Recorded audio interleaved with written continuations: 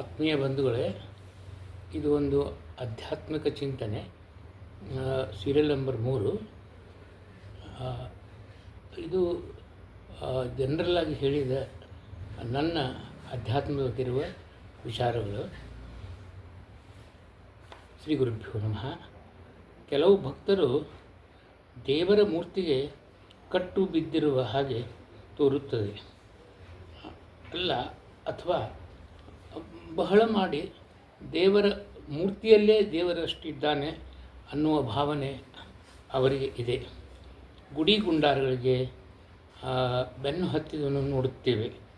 ಇದು ತಪ್ಪು ಅಂತ ಅಲ್ಲ, ಆದರೆ ಶ್ರೀ ಬನ್ನಂಜೆ ಗೋವಿಂದಾಚಾರ್ಯರ ಪ್ರಕಾರ ದೇವರು ಮೂರ್ತಿಯಲ್ಲಿ ಅಥವಾ ದೇವರ ಗುಡಿಯಲ್ಲಿರುವ ವಿಗ್ರಹಗಳಲ್ಲಿ ಅಷ್ಟೇ ಇಲ್ಲ. ಅಲ್ಲಿಯೂ ಇದ್ದಾನೆ, ಆದರೂ ಅಲ್ಲಿ ಅಷ್ಟೇ ಇಲ್ಲ. ಅವನು ಬ್ರಹ್ಮಾಂಡದ ಶ್ರೀಮನ್ನಾರಾಯಣ ಸೃಷ್ಟಿಸುವ ಎಲ್ಲ ಜಡ ಚೇತನಗಳಲ್ಲಿ ಪೂರ್ಣನಾಗಿ ಇದ್ದಾನೆ ಮತ್ತು ಅವುಗಳನ್ನು ಸಂಪೂರ್ಣವಾಗಿ ತನ್ನ ನಿಯಂತ್ರಣದಲ್ಲಿ ಇಟ್ಟುಕೊಂಡಿದ್ದಾನೆ.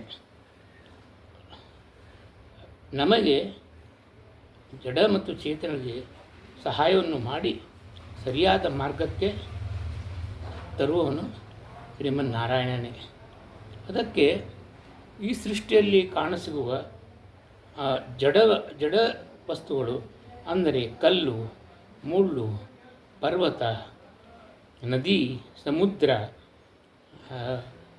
ಮತ್ತು ಗಿಡಗಳು, ಮಾನವರು, ಕ್ರಿಮಿಕೀಟಗಳು, ನದಿ, ಕೊಳ್ಳ, ಗುಡ್ಡಗಳು, ಪರ್ವತಗಳು ಎಲ್ಲದರಲ್ಲಿ ಅವನು ಅಡಗಿದ್ದಾನೆ. ಆದರೆ ಅವ್ಯಕ್ತವಾಗಿದ್ದಾನೆ. ಅವನು ನಮಗೆ ಈ ನಮ್ಮ ಚರ್ಮದ ಕಣ್ಣುಗಳಿಗೆ ಕಾಣುವುದಿಲ್ಲ. ಅದಕ್ಕೆ ನಮಗೆ ಸಂಕುಚಿತ ದೃಷ್ಟಿ ಹೋಗಿ, ಅಂದರೆ ನಾವು ದೇವರ ಸೇವೆಯನ್ನು ಜಪವನ್ನು ದಿನನಿತ್ಯ ಮಾಡಿದ ಹಾಗೆ, ಗ್ರಂಥಜ್ಞಾನವನ್ನು ಪಡೆದ ಹಾಗೆ ನಮ್ಮ ಸಂಕುಚಿತ ದೃಷ್ಟಿ ಹೋಗಿ ವಿಶಾಲವಾದ ದೃಷ್ಟಿ ಬರುತ್ತದೆ. ಆವಾಗ ನಮಗೆ ದೇವರ ಬಗ್ಗೆ ಸರಿಯಾದ ಕಲ್ಪನೆ ಬರುತ್ತದೆ. ಅದಕ್ಕೆ ಮೊದಲು ಪೂಜಾ ಪುನಸ್ಕಾರ ಮಾಡಬೇಕು. ಆದರೆ ಅದಕ್ಕೊಂದು ಇತಿಮಿತಿ ಇದೆ. ಆ ಧರ್ಮಾಚರಣೆಗಳನ್ನು ಮಾಡುವುದು ಅವಶ್ಯಕ, ಆದರೆ ಅದೇ ಸರ್ವಸ್ವವು ಅಲ್ಲ. ನಾವು ಧರ್ಮದ ಅಂಚಿನಲ್ಲಿ ಹೀಗೆ ಮಾಡಿದರೆ ನಾವು ಧರ್ಮದ ಅಂಚಿನಲ್ಲೇ ಸುತ್ತಾಡಿ ಇಡೀ ಜೀವನ, ನಮ್ಮ ಮೌಲ್ಯವಾದ ಜೀವನವನ್ನು ನಾವು ಕೇವಲ ಧಾರ್ಮಿಕ ಆಚರಣೆಗಳನ್ನು ಮಾಡುವುದರಲ್ಲಿ ಕಳೆದು ಬಿಟ್ಟು ನಮ್ಮ ಸಮಯವನ್ನು ಕಳೆಯುತ್ತೇವೆ. ಕೇವಲ ಕರ್ಮ ಪೂಜೆಯನ್ನು ಮಾಡುವುದರಿಂದ ನಮ್ಮ ದೇವರ ಸೇವೆ ಪೂರ್ಣವಾಗುವುದಿಲ್ಲ. ನಾವು ಜ್ಞಾನವನ್ನು ಗಳಿಸಬೇಕು, ಗ್ರಂಥಗಳನ್ನು ಓದಬೇಕು, ಜಪ ತಪಗಳನ್ನು ಮಾಡಬೇಕು, ಕೀರ್ತನೆಗಳನ್ನು ಹಾಡಬೇಕು ಮತ್ತು ಅನೇಕ ಒಳ್ಳೆಯ ಸ್ತೋತ್ರಗಳು, ಅಂದರೆ ಈಗ ವೆಂಕಟೇಶ ಸ್ತೋತ್ರ, ಶ್ರೀ ರಾಘವೇಂದ್ರ ಸ್ತೋತ್ರ, ಶ್ರೀ ವಿಷ್ಣು ಸಹಸ್ರನಾಮ ಮತ್ತು ಶ್ರೀ ಹರಿ ವಾಯುಸ್ತುತಿ ಇವನ್ನೆಲ್ಲವನ್ನು ನಾವು ದಿನನಿತ್ಯವೂ ಸಾಧ್ಯವಾದಷ್ಟು ಪಾರಾಯಣ ಮಾಡಬೇಕು. ಸ್ತ್ರೀಯರು ಸಹ, ನಾನು ಈಗಾಗಲೇ 2ನೇ ಸೀರಿಯಲ್ ನಂಬರ್ಲಿ ಹೇಳಿದಂತೆ, ಅವರು ಲಕ್ಷ್ಮೀ ಶೋಭಾನ, ಶ್ರೀ ಮಧ್ವನಾಮ ಮತ್ತು ಇದು ಹನುಮಾನ ಸ್ತುತಿ, ಇವು ಎಲ್ಲ ಅಂದು ದಿನನಿತ್ಯ ತಮ್ಮ ಕರ್ಮಗಳನ್ನು ಸ್ತ್ರೀಯರು ಮಾಡುವಾಗಲೂ, ಪತಿ ಮತ್ತು ಮಕ್ಕಳ ಸೇವೆ ಮಾಡುವಾಗಲೂ ಶ್ರೀಕೃಷ್ಣನನ್ನು ನೆನೆದೇ ಅವರು ಎಲ್ಲ ಕೆಲಸಗಳನ್ನು ಮಾಡಬೇಕು.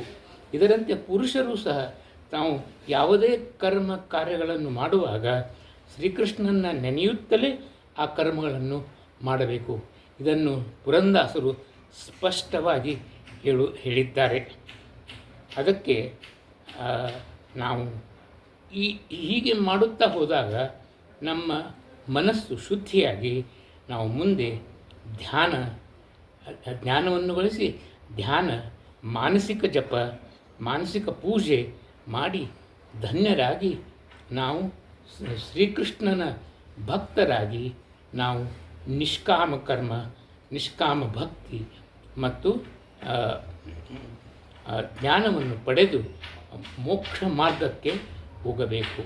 ನಾನು ಈಗಾಗಲೇ ಹೇಳಿದಂತೆ ಸಾವಿರಾರು ಭಕ್ತರಲ್ಲಿ ಕೇವಲ 1-2 ಭಕ್ತರು ಈ ಮೋಕ್ಷದ ಮಾರ್ಗಕ್ಕೆ ತೆರಳುತ್ತಾರೆ.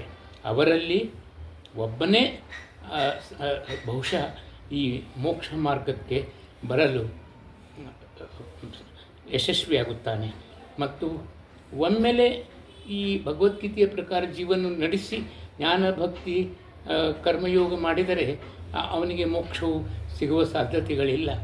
ಅದನ್ನು ಮಾಡಿಕೊಂಡು ತನ್ನ ಪ್ರಾರಬ್ಧ ಕರ್ಮವನ್ನು ನೀಗಿಸಿಕೊಂಡು ಅನೇಕ ಜನ್ಮಗಳ ಪ್ರಕಾರ ಒಳಗೆ ಸಾಧನೆಯನ್ನು ಮಾಡಿ ತನ್ನ ಎಲ್ಲ ಕರ್ಮಗಳನ್ನು ಶೂನ್ಯವಾಗಿ ಮಾಡಿದಾಗ ಮಾತ್ರ ನಮ್ಮ ಶ್ರೀಕೃಷ್ಣನು ಕೊನೆಯ ಕ್ಷಣದಲ್ಲಿ ನಮಗೆ ತನ್ನ ಸ್ಮರಣೆಯನ್ನು, ಅಂದರೆ ಶ್ರೀಕೃಷ್ಣ, ರಾಮದೇವರು ಇವರ ಸ್ಮರಣೆಯನ್ನು ಕೊಟ್ಟು ನಮಗೆ ಮೋಕ್ಷವನ್ನು ಕೊಡುತ್ತಾನೆ ಮತ್ತು ತನ್ನ ಕಡೆಗೆ ಕರೆದುಕೊಂಡು ಹೋಗುತ್ತಾನೆ.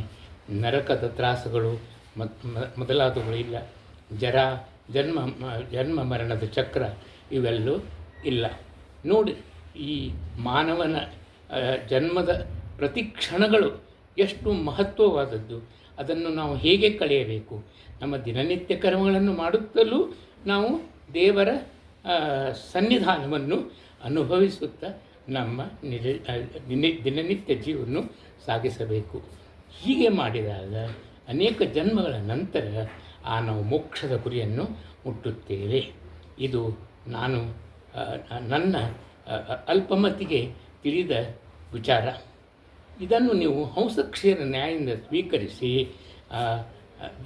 ದಯವಿಟ್ಟು ನೀವು ಅದನ್ನು ಇಂಪ್ಲಿಮೆಂಟ್ ಮಾಡ್ತೀರಂತ ನಾನು ತಿಳಿದುಕೊಳ್ಳುತ್ತೇನೆ.